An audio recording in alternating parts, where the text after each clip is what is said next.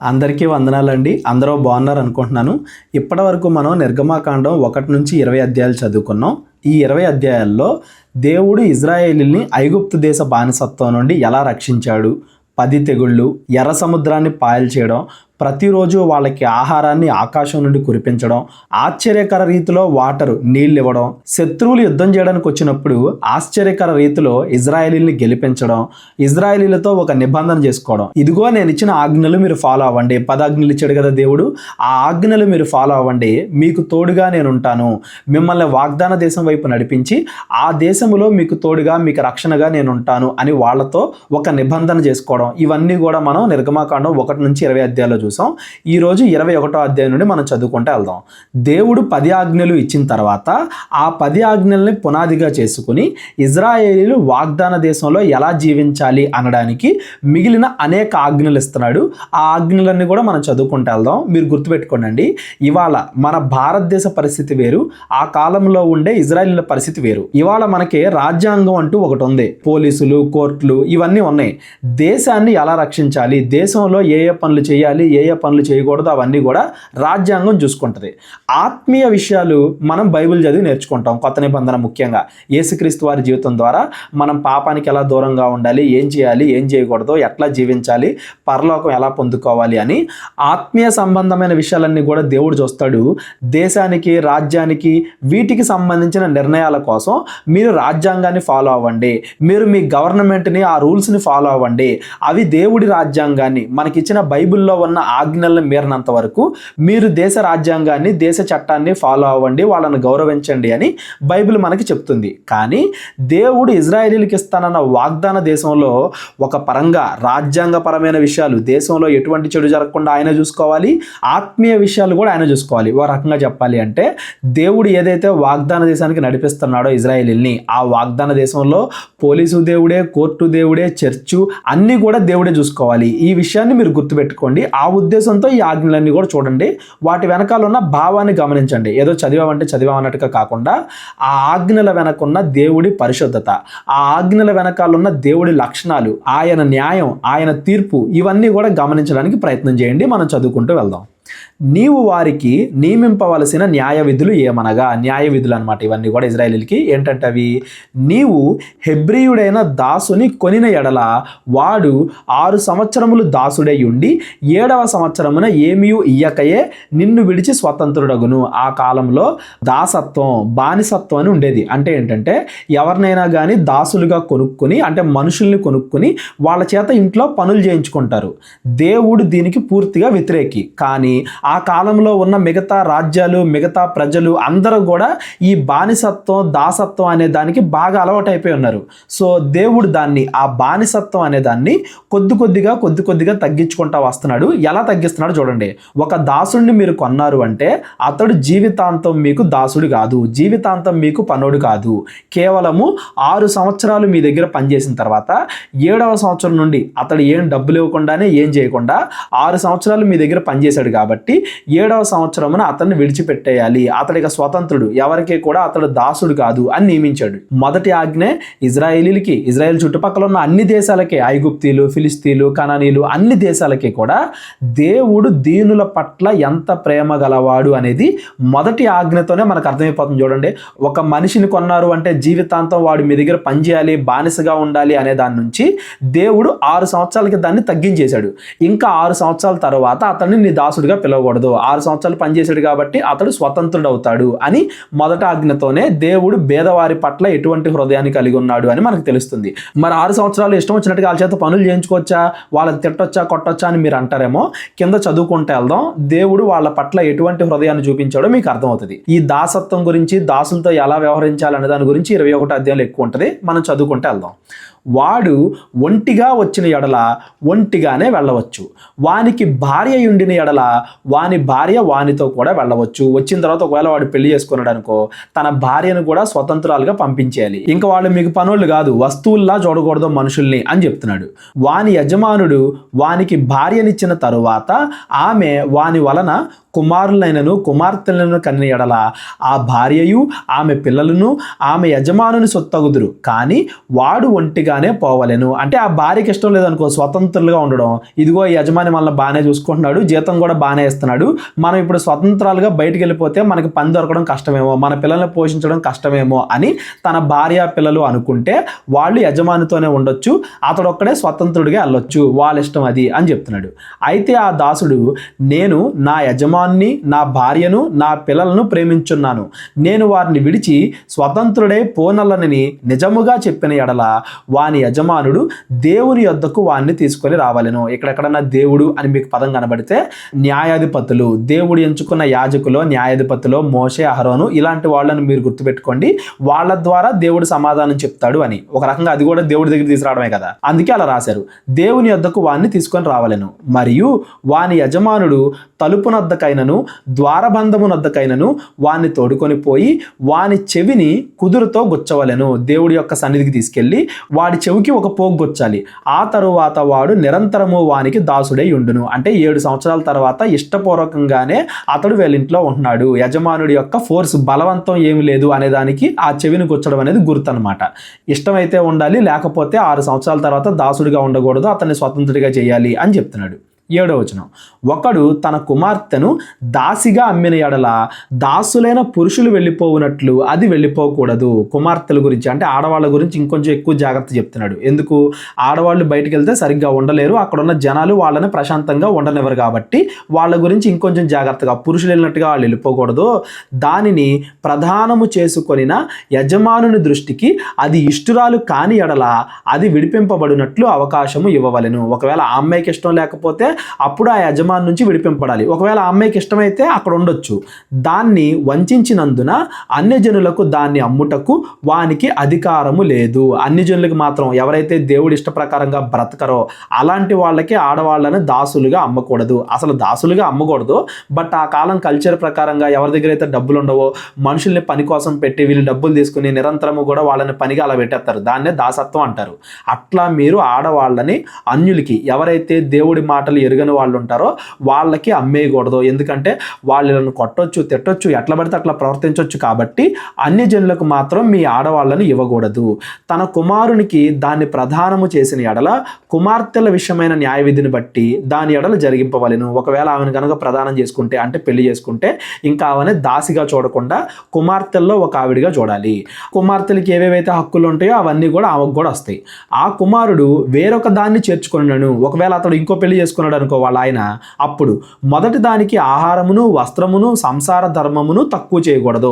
ఏమకంటే ఆమెను ఎక్కువగా ప్రేమించి ఏమైనా ద్వేషించడం, ఏమని తిడతాం, కొడతాం అట్లాంటివి చేయకూడదు. ఈ 3 దానికి కలుగజేయని ఎడల అది ఏమీ ఇయ్యక స్వతంత్రాలే పోవచ్చును. ఒకవేళ ఆమెను సరిగ్గా చూసుకోవట్లేదు అనుకో, రెండో పెళ్లి చేసుకున్నామనే బాగా చూసుకుంటున్నాడు అనుకో, అప్పుడు ఈవిడ స్వతంత్రాలే వెళ్ళొచ్చు, అక్కడే ఉండాలనే రూల్ ఏం లేదు. అట్లాగని ఊరికే వెళ్ళాల్సిన అవసరం లేదు. ఆ యజమానుడి పైన నింద ఉంటే నింద మోపడం, ఒకవేళ ఆ యజమానుడి మీద నిందేమీ లేదు, తనే ఇష్టంగా వెళ్తుంది అన్నప్పుడు దేవుడు లేవీల ద్వారా ఇలాంటి వాళ్ళందరికీ కూడా ప్రత్యేక గృహాలు ఏర్పాటు చేస్తాడు. ఎటువంటి వ్యభిచారము ఏది జరగకుండా వాళ్ళని కాపాడే ఒక పద్ధతి, అది మనం తర్వాత వెళ్ళే కొద్దీ చదువుకుందాం. ఎవరికి కూడా అన్యాయం జరగనివ్వకూడదు అని చెప్తున్నాడు దేవుడు అనేది మీరు గుర్తుపెట్టుకోండి. దాసులైన వాళ్ళు మగవాళ్ళైనా ఆడవాళ్ళైనా వాళ్ళ పట్ల అన్యాయంగా ప్రవర్తించకూడదు అనేది ఈ ఆజ్ఞల వెనకాల ఉన్న భావం. ఎవరికైనా ఏదైనా డౌట్ ఉన్నట్లయితే నాకు కాల్ చేయండి.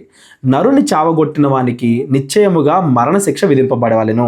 అది దాసుడైనా అవనివ్వండి, లేదా కుటుంబస్తుడు అవనివ్వండి, ఎవరినైనా అవనివ్వండి. ఇంకో మనిషిని చంపిన వాడికి నిశ్చయముగా మరణశిక్ష విధింపాలి. అయితే వాడు చంపవలనని పొంచి ఉండకయే దైవికముగా వాని చేత ఆ హత్య జరిగిన ఎడల వాడు పారిపోగల ఒక స్థలము మీకు నిర్ణయించదను. మళ్ళీ ఇక్కడ ఒక ప్లేస్ గురించి మాట్లాడుతున్నాడు అనుకండి, ఇవన్నీ కూడా చెప్తాను. లేవీలకు ఇచ్చే ఒక స్వాస్థ్యములో దేవుడు ఇలాంటి వాళ్ళు ఉండడానికి, ఎవరైతే తప్పుగా, ఇక్కడ చూడండి, కావాలని చంపకుండా అనుకోకుండా జరిగితే అప్పుడు ఆ సమాజం నుంచి వాడు దూరంగా ఉండాలి. వాడు మారడానికి ఇంకొక అవకాశం ఉండి ఎప్పుడు కూడా దేవుణ్ణి జ్ఞాపకం చేసే ఒక ప్లేస్లో వాడు ఉండాలి అన్నట్టుగా అనమాట. ఈ పైన స్త్రీ గురించి, ఇక్కడ అనుకోకుండా తప్పు చేసి దానికి పశ్చాత్తాపడే వాళ్ళ గురించి ప్రత్యేకంగా దేవుడు కొన్ని స్థలాలు ఏర్పరుస్తాడు. అక్కడ వీళ్ళు దేవుడి గురించి నేర్చుకోవడం, ఎప్పుడు కూడా దేవుడితో ఉండడం, యాజకులతో ఉండడం, వాళ్ళు మారడానికి ఇంకొక అవకాశాన్ని ఇవ్వడం, అట్లాగనమాట. ఆ పరిస్థితిలో అక్కడ నేను ఎక్స్ప్లెయిన్ చేస్తాను. ప్రస్తుతానికి మీరు గుర్తుపెట్టుకోవాల్సింది ఏంటంటే, అనుకోకుండా ఒకవేళ యాక్సిడెంట్లుగా, ఇప్పుడు కార్ యాక్సిడెంట్లు, బైక్ యాక్సిడెంట్లు జరిగినట్టే ఆ టైంలో కుటుంబంలో అనుకోకుండా ఏమన్నా జరిగితే, అనుకోకుండా ఒకని వల్ల హత్య జరిగితే వాడు క్షమింపబడ్డానికి మళ్ళా వాడికి ఇంకొక అవకాశం ఇవ్వాలి. కావాలని ఒకరిని చంపితే వాడికి మరణశిక్ష విధించాలి అని దేవుడు చెప్తున్నాడు.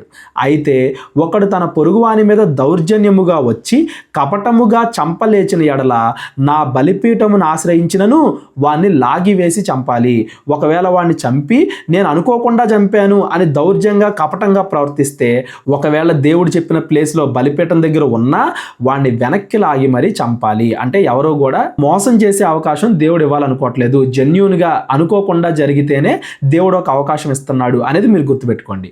తన తండ్రినైనను తల్లినైనను కొట్టువాడు నిశ్చయముగా మరణశిక్ష నొందును. మరో మనిషిని చంపినా మరణశిక్షే, తల్లిదండ్రుల్ని కొట్టినా, వాళ్ళని హింసించినా, ముసలితనం వచ్చినప్పుడు తల్లిదండ్రులు కొడతారు కదా వాళ్ళు త్వరగా చచ్చిపోవాలని, అట్లా అయినా కానీ వాడికి కూడా మరణశిక్షే.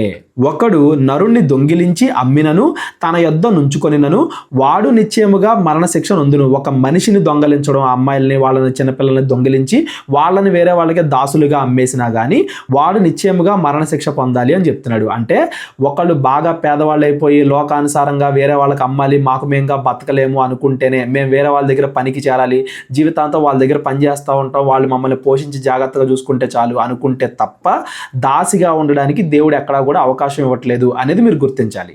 తన తండ్రినైనను తల్లినైనను శపించువాడు నిశ్చయముగా మరణశిక్ష పొందవలెను. పైనేమో కొట్టినవాడు, ఇక్కడేమో శపించువాడు. అంటే పొద్దున సాయం దాకా తిడతా ఉంటే, వాళ్ళ మనసు నొచ్చుకునేలాగా ఉంటే, అట్లాంటి వాడిని అంటే తల్లిదండ్రుల్ని సరిగ్గా చూసుకోనోడు, గౌరవించనోడు, కొట్టేవాడు, తిట్టేవాడు నిశ్చయముగా మరణశిక్ష పొందాలి అని ధర్మశాస్త్రం చెప్తుంది.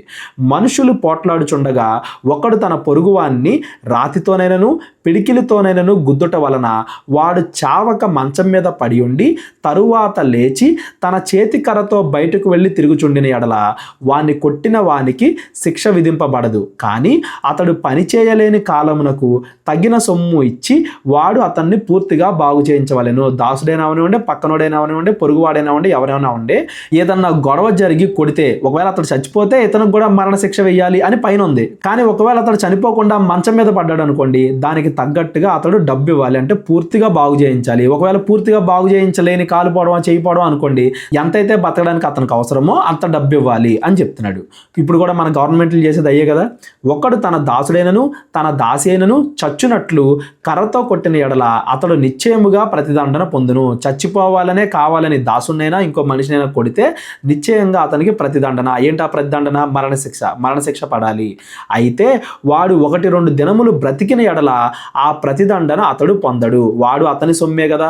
ఒకవేళ వెంటనే చచ్చిపోలేదు, 1-2 రోజులు బతికాడు అనుకో, అంటే చంపాలి అన్న ఉద్దేశంతో కొట్టలేదు కాబట్టి మరణశిక్ష విధించకుండా పైన చెప్పినట్టుగా అతన్ని బాగు చేయించాలి. బాగు చేయించేంత వరకు డబ్బు పెట్టుకోవాలి.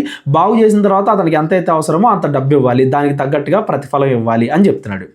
నరులు పోట్లాడుచుండగా గర్భవతి అయిన స్త్రీకి దెబ్బ తగిలి ఆమెకు గర్భపాతమే కాక మరి ఏ హానియు రాని ఎడల హాని చేసిన వాడు ఆ స్త్రీ పెనిమిటి వాని మీద మోపిన నష్టము అచ్చుకొనవలెను. ఒకవేళ గర్భవతి అయిన స్త్రీకి ఏదైనా దెబ్బ తగిలింది అంటే వాళ్ళ భర్త ఎంత చెబితే అంత ఆ నష్టాన్ని అతనికి చెల్లించాలి.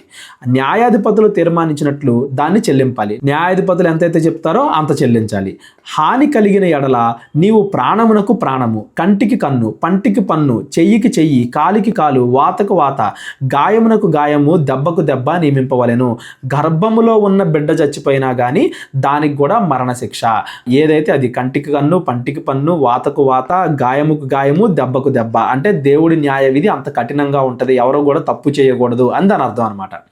ఒకడు తన దాసుని కన్నైనను తన దాసి కన్నైనను పోగొట్టిన ఎడల ఆ కంటి హానిని బట్టి వానిని స్వతంత్రులుగా పోనీయవలెను. దాసులను ఒకవేళ కొట్టినా గాయపరిచినా వారిని స్వతంత్రులుగా పోనీయాలి. వాడు తన దాసుని పల్లైనను తన దాసి పల్లైనను ఓడగొట్టిన ఎడల ఆ పంటి నిమిత్తము వారిని స్వతంత్రులుగా పోనీయవలెను. అంటే కొట్టడం తిట్టడం దాసుల్ని చేయకూడదు అని చెప్తున్నాడు. దాసులు అంటే ఏదో నీ ఇంట్లో పని చేసేవారిగా ఉండాలి, నువ్వు వాళ్ళని పోషించాలి, అంతేగాని వాళ్ళు నీ దాసులు, నీ పనులు కాబట్టి నువ్వు ఏదైనా చేయొచ్చు, వాళ్ళని కొట్టొచ్చు, తిట్టొచ్చు, ఇష్టం వచ్చినట్టు వాళ్ళతో ప్రవర్తించవచ్చు అనే లోకానుసారమైన ఆచారాలన్నింటినీ కూడా దేవుడు ఈ ధర్మశాస్త్రం ద్వారా కొట్టేస్తున్నాడు. లోకస్తులు బతికినట్టుగా మీరు బతకూడదు. ఒక మనిషిని మీరు ప్రేమించాలి, కష్టాల్లో ఉన్నప్పుడు ఆదుకోవాలే కానీ దాన్ని ఉపయోగించుకుని మీరు చెడ్డగా ప్రవర్తించడం, వాళ్ళని మీ జీవితాంతం దాసులుగా చేసుకోవడం, పనోళ్ళగా చేసుకోవడం ఇట్లాంటివి చేయకూడదు అని దేవుడు వాళ్ళకి ఆజ్ఞాపిస్తున్నాడు. ఎద్దు పురుషుణ్ణైనను స్త్రీనైనను చావపొడిచిన ఎడల నిశ్చయముగా రాళ్లతో ఆ ఎద్దును చావగొట్టవలెను. దాని మాంసము తినకూడదు. అయితే ఆ ఎద్దు యజమానుడు నిర్దోషి అగును. ఒకవేళ ఎద్దెళ్ళేవాడిని చంపితే ఆ ఎద్దును చంపేయాలి, దాని మాంసం తినకూడదు, ఆ యజమానుడు నిర్దోషి.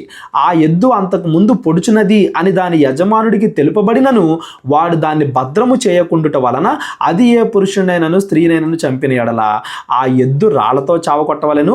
దాని యజమానుడు కూడా మరణశిక్ష పొందవలెను. యజమానుడికి తెలిసే జరిగితే, అతడు సరిగ్గా జాగ్రత్త తీసుకోకపోతే ఒక ప్రాణం పోయింది కాబట్టి ఆ యజమానుడికి కూడా మరణశిక్ష పడాలి. వానికి పరిక్రయ ధనము నియమింపబడిన ఎడల వానికి నియమింపబడిన అన్నిటి ప్రకారము తన ప్రాణ విమోచన నిమిత్తము ధనము చెల్లింపవలెను. ఒకవేళ ప్రాణం పోలేదు, ఇంకోటి ఏదో నష్టం జరిగింది, అప్పుడు దానికి ఎంతైతే అవసరమో అంత డబ్బు అతడు చెల్లించాలి. ఎందుకంటే అతడు తన ఎద్దుని జాగ్రత్త చేసుకోలేదు కాబట్టి. అది కుమారుని పొడిచినను కుమార్తెను పొడిచినను ఈ విధి చొప్పున అతడు చేయవలెను. ఒకవేళ చచ్చిపోతే అతడికి మరణశిక్ష, చనిపోకుండా ఏదైనా జరిగితే దానికి ఎంతైతే అవసరమో అంత డబ్బు న్యాయాధిపతులు ఎంతైతే నియమిస్తారో, ఆ కుటుంబం వాళ్ళు ఎంతైతే కోరుకుంటారో అంత ఖచ్చితంగా చెల్లించాలి. ఆ ఎద్దు దాసునైనను దాసినైనను పొడిచిన ఎడల వారి యజమానికి 30 తులముల వెండి చెల్లించాలి. ఒకవేళ దాసుడికి కానీ దాసికి కానీ హాని జరిగిందనుకో అప్పుడు వాళ్ళ యజమానుడికి డబ్బు చెల్లించాలి. ఒకవేళ వాళ్ళు చనిపోయారు అనుకోండి, మళ్ళీ మరణశిక్షే. చనిపోకుండా ఏదైనా జరిగితే అప్పుడు మళ్ళీ దానికి డబ్బు ఎంతైతే అవసరమో అంత చెల్లించాలి. మరియు ఆ ఎద్దును రాళ్లతో కొట్టి చంపవలెను. ఎద్దును మాత్రం మరలా రెండోసారి అది ఇంకో వాళ్ళని హాని చేయకుండా ఆ ఎద్దును మాత్రం చంపేయాలి. అంటే మనుషుల ప్రాణానికి జంతువుల ప్రాణానికి దేవుడు తేడా చూపిస్తున్నాడు. మనుషుల ప్రాణము విలువైనది, జంతువులు మనిషి కోసం అని చెప్తున్నాడు ఇక్కడ. నెక్స్ట్, ఒకడు గోతి మీద కప్పు తీయట వలన లేక ఒకడు గొయ్యి తవ్వి దాన్ని కప్పకపోవుట వలన దానిలో ఎద్దైనను గాడిదైనను పడిన ఎడల ఆ గోతి కామాంధులు ఆ నష్టము అచ్చుకొనవలెను. వాని యజమానికి సొమ్ము ఇవ్వవలెను. చచ్చినది వానిదగును. ఒకవేళ గోతులో ఎవరైనా మనిషి చచ్చిపోయాడు అనుకోండి, మళ్ళీ మరణశిక్ష. ఒకవేళ మనిషి కాకుండా గాడిదైనా ఎద్దైనా ఏదైనా జంతువు పడింది అనుకోండి, ఆ నష్టాన్ని భరించాలి. ఆ జంతువు వెలంతో ఆ జంతువు యొక్క యజమానికి దాన్ని చెల్లించాలి. చచ్చిపోయిన జంతువుది కూడా యజమానుడిది అవుతుంది. ఒక డబ్బులు చెల్లించాను కదా, గోతులో పడిపోయిందని నేను వండుకొని తింటాను అని ఆ గోతి యజమాని అనుకుంటే కుదరదు. ఆ చచ్చిపోయింది కూడా ఆ యజమానుడిదే. దానికి సంబంధించి వెల ఎంతైతే అయిందో అంత కూడా ఆ యజమానుడికే ఇవ్వాలి అని చెప్తున్నాడు. అంటే గోతులో పడి ఏదైనా చనిపోతే దాని పూర్తి బాధ్యత ఆ గొయ్యి తవ్విన వాళ్ళది. ఆ గొయ్యి ఎక్కడైతే ఉందో ఆ భూమి యజమానిది అని దాని అర్థం.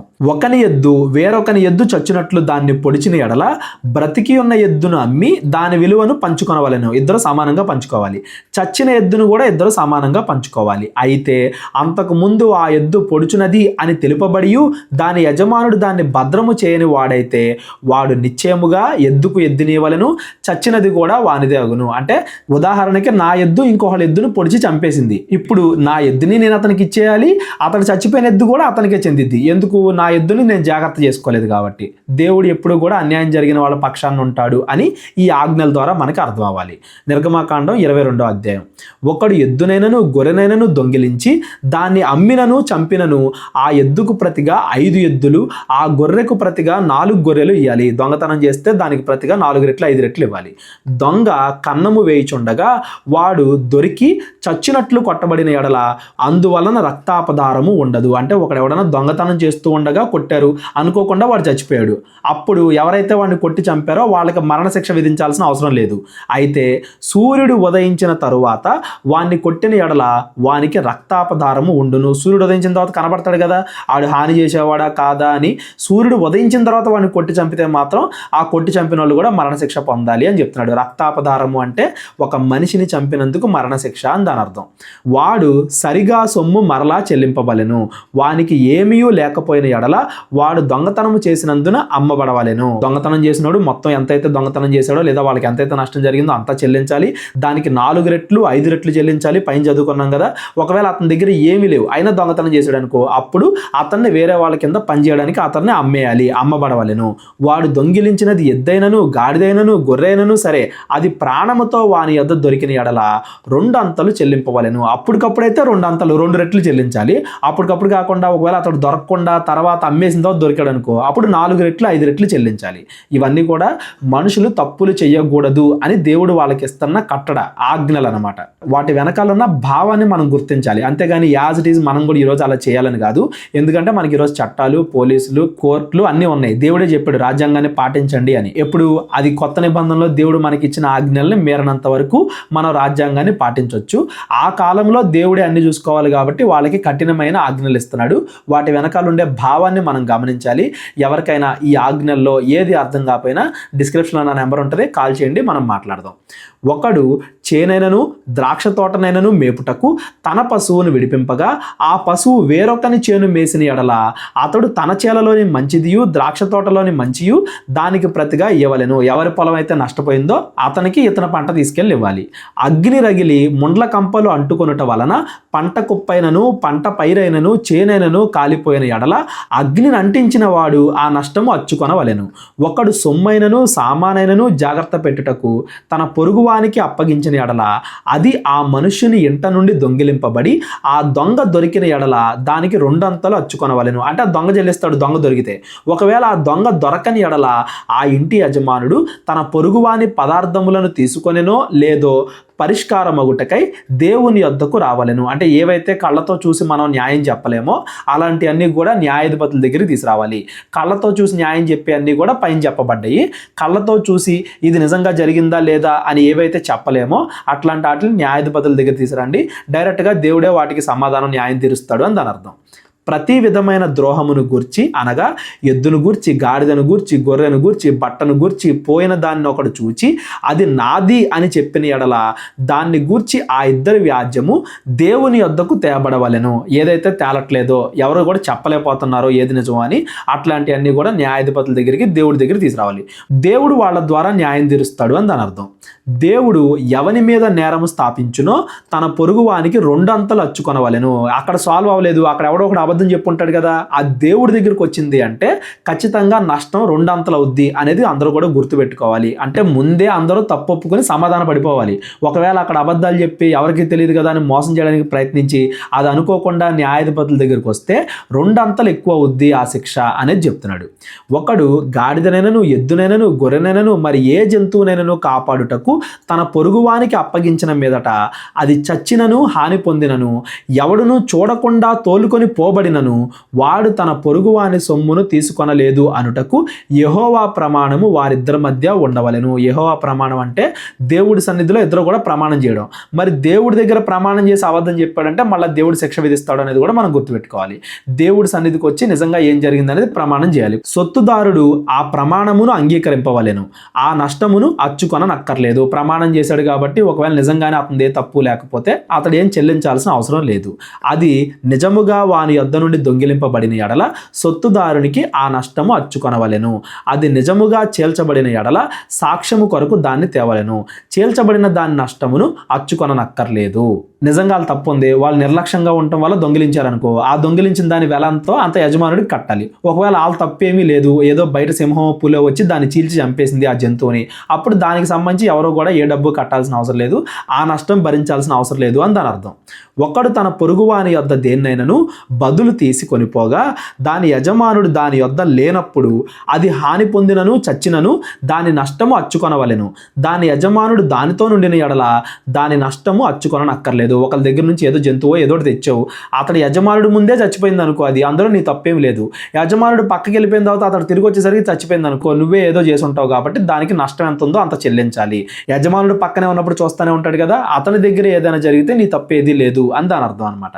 అది అద్దెది అయిన ఎడల అది దాని అద్దెకు వచ్చాను. ఒకవేళ అద్దెది చచ్చిపోయింది అనుకో, ఎవరు తప్పు ఉంటే వాళ్ళే దాని నష్టం భరించాలి అని దాని అర్థం.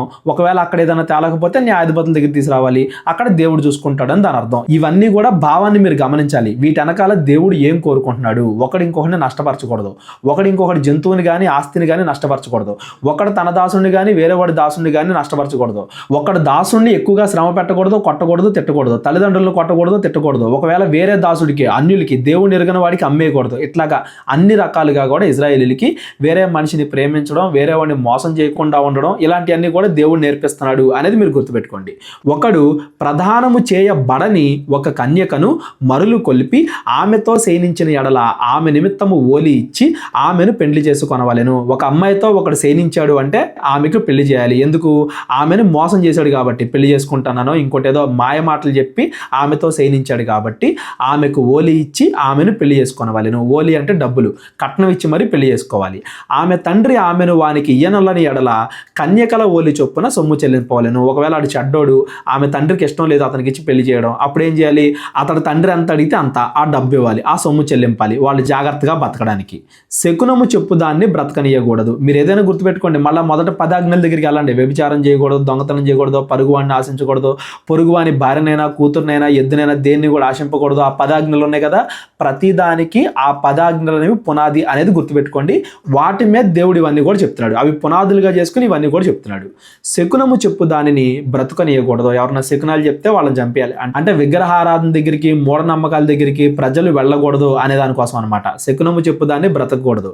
మృగ సంయోగము చేయు ప్రతివాడు నిశ్చయముగా మరణశిక్ష పొందవలెను. కొంతమంది మృగాలతో అంటే జంతువులతో లైంగికంగా కలుస్తూ ఉంటారనమాట. కొన్ని మూఢనమ్మకాలు కూడా, కొన్ని రకాల దేవుళ్ళు అలా చేస్తేనే దీవిస్తారు అనే మూఢనమ్మకాలు, విగ్రహారాధన ఆచారాలు కూడా ఉండేవి ఆ కాలంలో. మన భారతదేశంలో కూడా చాలా మంది దేవుళ్ళు, దేవతలుగా పిలువబడే విగ్రహాలు జంతువులతో సంభోగించినట్లుగా, జంతువులతో లైంగికంగా కలిసినట్టుగా కనబడితే అట్లాంటి ఆచారాలు దేవుడికి చాలా హేయమైనవి, దేవుడికి చాలా విరుద్ధమైనవి. అట్లాంటి వాళ్ళు మరణశిక్ష పొందాలి అని దేవుడు చెప్తున్నాడు. యెహోవాకు మాత్రమే కాక వేరొక దేవునికి బలి అర్పించువాడు శాపగ్రస్తుడు, విగ్రహారాధన జోలికి వెళ్ళకూడదని చెప్తున్నాడు. మళ్ళా పరదేశిని విసిగింపవద్దు, బాధింపవద్దు. మీరు ఐగుప్తులో పరదేశులై ఉంటారు కదా, ఎవరన్నా దేశం నుండి మీ దగ్గరికి పని చేసుకోవడానికి వచ్చినా, మీ దగ్గరికి శరణు కోరొచ్చినా మీరు వాళ్ళని విసిగింపొద్దు, బాధింపొద్దు. మీరు కూడా ఐగుప్తులో పరదేశులుగా ఉన్నారు కదా, మీకు తెలుసు కదా ఆ బాధ. మరలా మీరు ఐగుప్తుల్లాగా తయారవ్వకూడదు. విధవరాలినైనను దిక్కులేని పిల్లలైనను బాధ పెట్టకూడదు. విధవరాలిని, దిక్కులేని పిల్లల్ని మీరు బాధ పెట్టకూడదు. వారు నీ చేత ఏ విధముగానైనను బాధ నొంది నాకు మొరపెట్టిన ఎడల నేను నిశ్చయముగా వారి మొర విందును, నేను మిమ్మల్ని శిక్షిస్తాను ఒకవేళ మీరు వాళ్ళని బాధ పెడితే అని చెప్తున్నాడు. నా కోపాగ్ని రగులుకొని మిమ్మును కత్తి చేత చంపించదను. మీ భార్యలు విధవరాండగులురు, మీ పిల్లలు దిక్కులేని వారగుదురు. ఎప్పుడు విధవరాండుల్ని, పిల్లల్ని మీరు బాధ పెడితే మీ భార్యలు విధవరాళ్ళు అవుతారు, మీ పిల్లలు దిక్కులేని వాళ్ళు అవుతారు అని దేవుడు వాళ్ళకి వార్నింగ్ ఇస్తున్నాడు.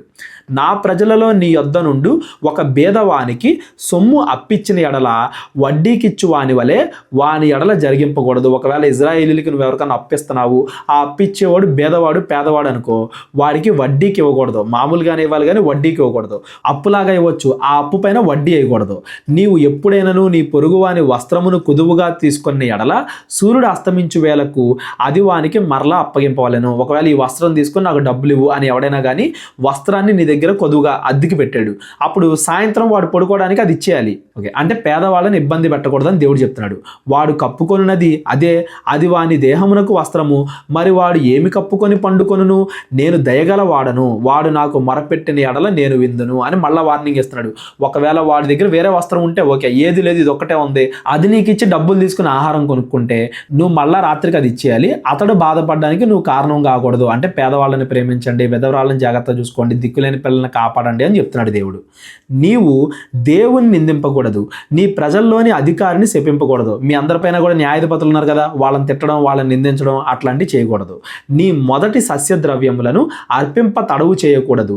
నీ కుమారుల్లో జ్యేష్ఠుని నాకు అర్పింపవలెను. నేను ముందే చెప్పాను కదా, మనుషుల్ని అర్పించడం అంటే వాళ్ళ బదులుగా గొర్రె పిల్లల్ని అర్పించడం.